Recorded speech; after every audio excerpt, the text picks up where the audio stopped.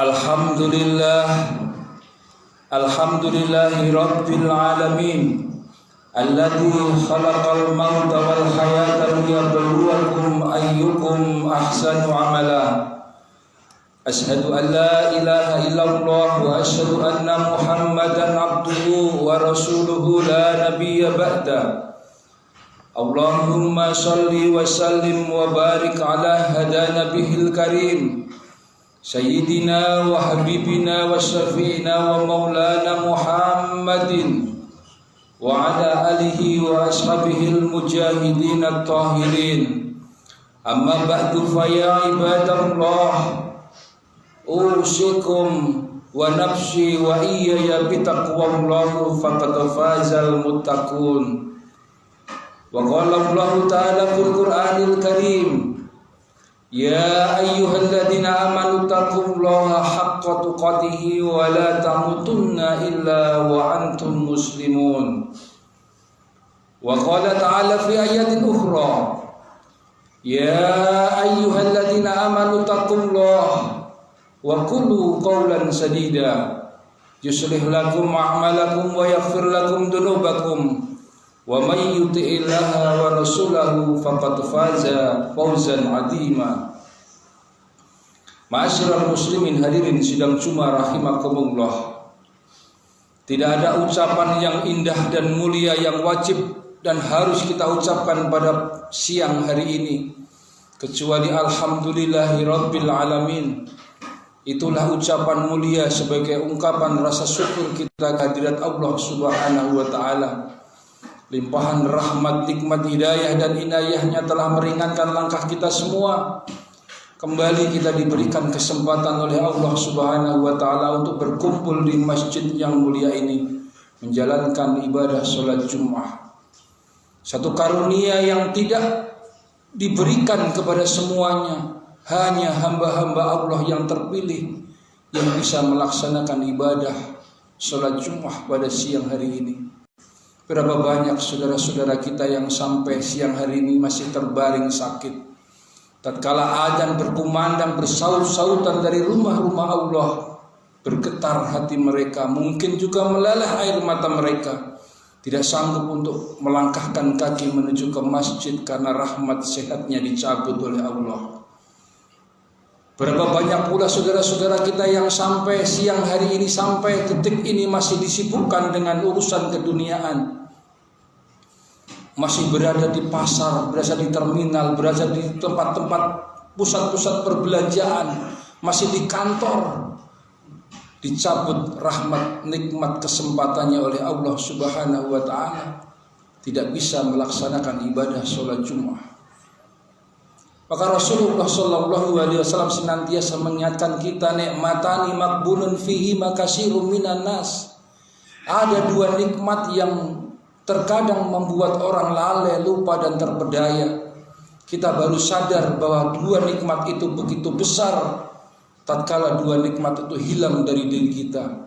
As-sihhatu wal farar, nikmat sehat dan nikmat kesempatan, waktu luang panjang umur yang Allah berikan kepada kita.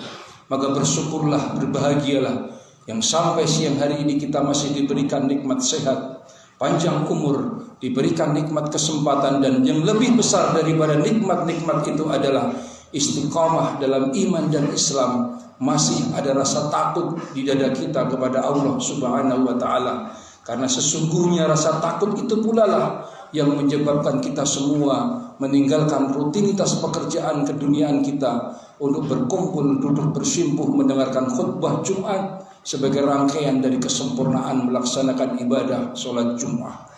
Hadirin sidang Jumat rahimakumullah. Tahun-tahun belakangan ini kita, umat Islam, sering dikejutkan dengan pengeroyokan terhadap kebenaran, dengan istilah yang tidak asing di telinga kita, dengan istilah kriminalisasi. Orang dikriminalkan, yang salah disanjung-sanjung, yang benar dicaci maki. Orang yang berbuat jahat malah dianggap sebagai orang yang benar dan jujur. Sementara para perampok, orang-orang yang benar dianggap sebagai perampok. Sementara orang-orang yang berbuat jahat malah diagung-agungkan, dipuja, disanjung-sanjung. Tapi sesungguhnya bagi kita umat beriman, orang-orang muslim, orang-orang mukmin, sesungguhnya hal semacam itu bukanlah hal yang baru. 1450 tahun kurang lebih sebelum Masehi, ada seorang nabi bernama Musa alaihissalam. Beliau juga mengalami pengeroyokan dalam menyampaikan kebenarannya. Peristiwa besar yang diabadikan dalam Al-Quran, Inna fir'auna wa hamana wa junudahuma. Sesungguhnya Fir'aun, Haman, wa junudahuma, tentara-tentara Fir'aun, dikatakan 3 kelompok ini, kanu khotiin, mereka adalah kelompok orang-orang yang bersalah. Hari berganti, musim berubah.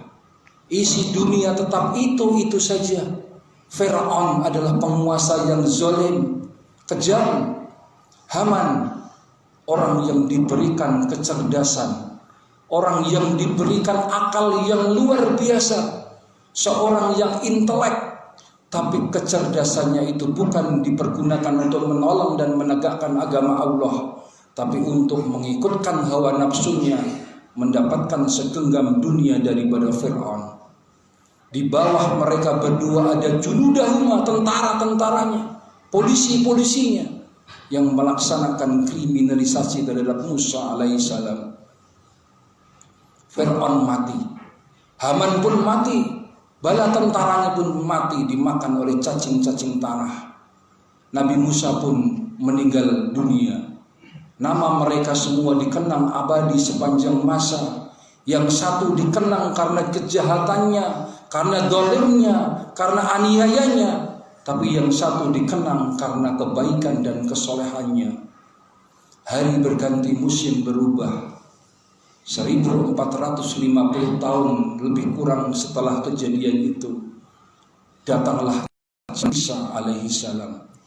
Apa yang terjadi pada Nabi Musa terjadi juga pada Nabi Isa alaihissalam.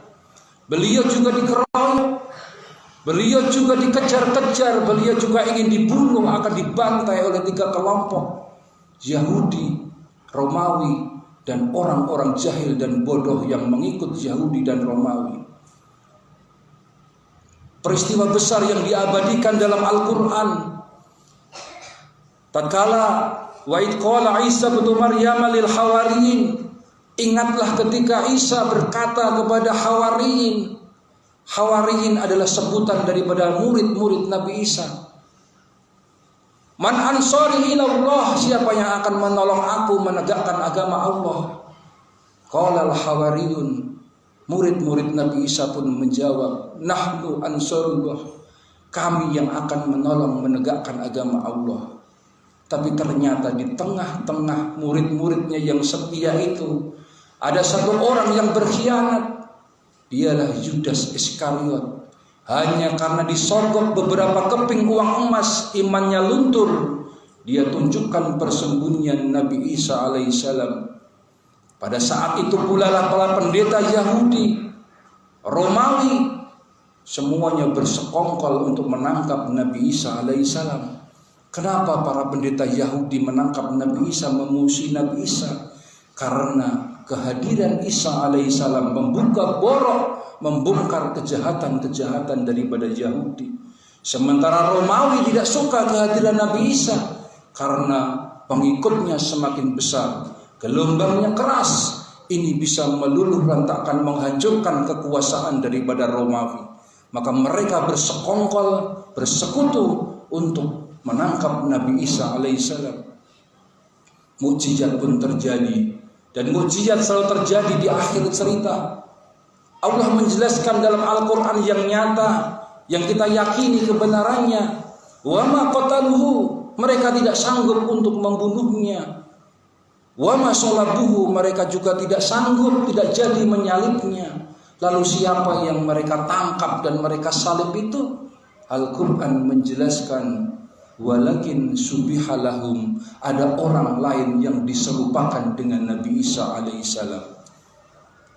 Hari berganti, musim berubah.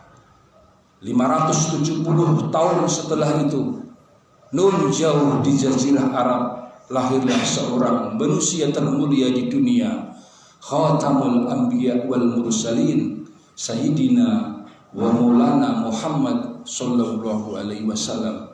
Apa yang terjadi pada diri Nabi Isa, Nabi Musa, terjadi juga pada baginda Rasulullah sallallahu alaihi wasallam.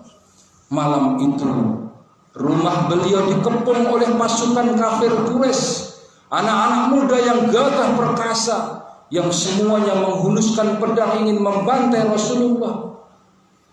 Satu riwayat menceritakan jangankan manusia, lalat pun tidak akan sanggup untuk melewati pagar betis daripada kaum kafir Quraisy, pasukan tempur terbaik mereka yang mengepung rumah baginda Rasulullah pada malam hari itu. Mereka semua ingin membantai Rasulullah. Di dalam rumah ada Sayyidina Ali karramallahu wajhah yang diperintahkan oleh Rasulullah untuk menempati tempat tidurnya, sementara Rasulullah ditemani oleh Sayyidina Abu Bakar As-Siddiq radhiyallahu anhu. Rasulullah pun membaca surat Yasin dan sampailah pada ayat wa ja'alna min baini aydihim sadda wa min khalfihim sadda fa aghsaynahum fahum la yubsirun. Di depan mereka ada dinding, di belakang mereka ada dinding, dan kami tutup mata mereka sehingga tidak melihat. Rasulullah pun keluar dari rumah dengan tenang, tanpa ada gangguan sedikit pun dari pasukan kafir yang sedang mengepungnya. Mereka semua melongo, mereka semua terbengong, mereka semua tersadar tatkala Rasulullah sudah jauh pergi meninggalkan rumahnya. 4 hari, 3 hari 3 malam baginda Rasulullah singgah di satu bukit di Jabal Sur. Beliau bersembunyi, lalu melanjutkan perjalanannya. Tibalah di satu tempat bernama Kuba. 4 hari 4 malam beliau berada di Kuba, dan berdirilah masjid yang kita kenal dengan Masjid Kuba. Dan di saat itu pula lah Rasulullah untuk pertama kali melaksanakan ibadah sholat Jum'ah. Lalu baginda Rasulullah pun melanjutkan perjalanannya menuju ke daerah yang bernama Yasrib, yang kelak akan dirubah namanya menjadi Madinah Al-Munawwarah, yang artinya kota cahaya peradaban. Hadirin sidang Jumat rahimakumullah, 1443 Hijriah sudah meninggalkan kita. Saat ini kita berada di akhir daripada bulan Muharram 1444 Hijriah. Sebelum bulan Muharram ini meninggalkan kita semua, khatib ingin mengajak flashback ke belakang sejarah daripada peristiwa hijrah baginda Rasulullah SAW, karena beliau malah mengalami pengeroyokan berdakwah 13 tahun lamanya di kota Mekah, tidak mempunyai umat yang signifikan, dianiaya, diancam, dikriminalisasi, dibuli, dicaci maki dan lain sebagainya. Maka perintah dari Allah untuk hijrah. Apa yang bisa kita petik pelajaran hikmah daripada hijrah baginda Rasulullah ini? Pertama dan yang utama, ketika sampai di daerah yang bernama Kuba, beliau dirikan masjid. Ketika sampai di kota Madinah, pertama kali yang beliau bangun juga masjid. Beliau bukan membangun rumah pribadinya, beliau bukan membangun istananya, tapi yang pertama beliau bangun adalah masjid. Ini membuktikan bahwa masjid bukan semata-mata tempat melaksanakan ibadah sholat berjamaah, tapi masjid merupakan pusat daripada kegiatan umat. Di masjid baginda Rasulullah mengajar sahabat-sahabatnya. Di masjid beliau menerima delegasi utusan dari negara-negara tetangga. Di masjid beliau melakukan perundingan, di masjid beliau menyusun strategi untuk perang.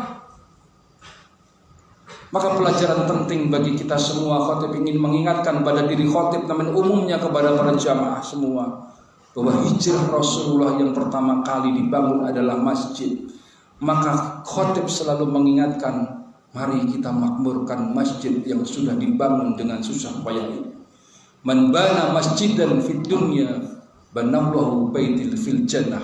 Siapa yang membangun masjid di permukaan bumi, maka Allah akan membangunkan istana yang megah di surga. Tapi tidak cukup membangun fisiknya, memakmurkan masjid lebih penting daripada itu semua.